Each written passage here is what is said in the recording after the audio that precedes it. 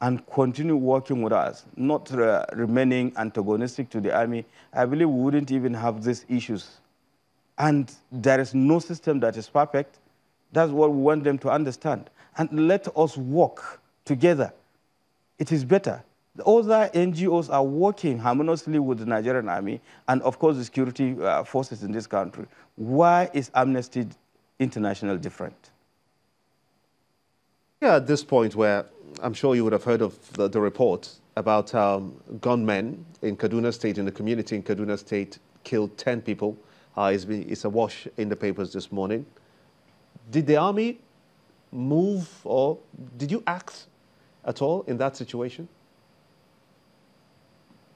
I don't have exact details of it unless I find out, but I have seen it also in the paper in Jama local government area of Kaduna State. Usually, if there are issues at that, like that, definitely you have to find out what exactly happened and where is it. And you look at where is the nearest military location and what happened exactly. Was the military informed or not? And if they were informed, what happened?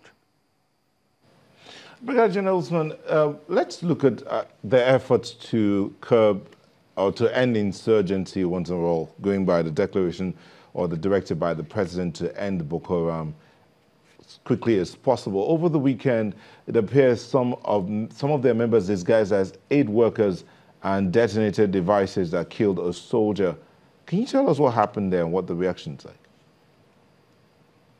Yeah, well, as you can see by the statement issued by the Deputy Director of Army Public Relations, what really happened was that in Gudumbali, Borno State, the soldiers were involved in distribution relief materials for the internally displaced persons. And that is the problem we always have. You cannot distinguish between the ordinary man on the street and the Boko Haram terrorists because they mingle with the society.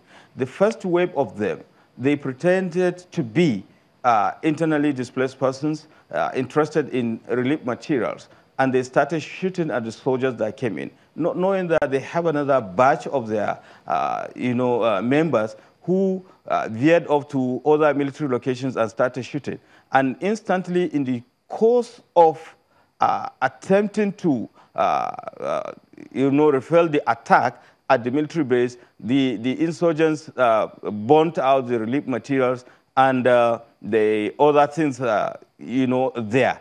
And unfortunately, during the course of the exchange of gunfire, we lost a soldier there. But the good thing about it is that the soldiers rose to the occasion and dealt decisively with the insurgents, because we counted at least 4 dead bodies of the Boko Haram terrorists, and some of them escaped with gunshot wounds, and we recovered quite a number of arms and ammunition, including rocket-propelled grenades and a host of other things. Well done. But just before we let you go, the last time we had this conversation, you confirmed that we lost 23 soldiers in the Metale attack. But during the burial sometime last week, only 19 corpses were laid to rest. What happened? Yeah, what happened was that I was there, and thankfully, Channel's crew were also there.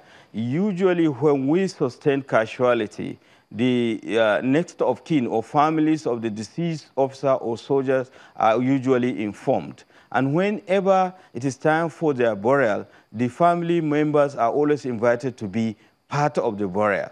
And what happened to those gallant 23 that fed the supreme prize in the course of defending our great nation was that 19 of their next of kin turned up as against the 23 that were expected.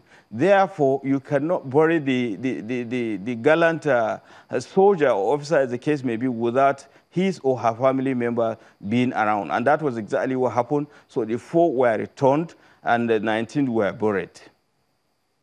Are you in touch with them to find out why they didn't come and what's the next line of action?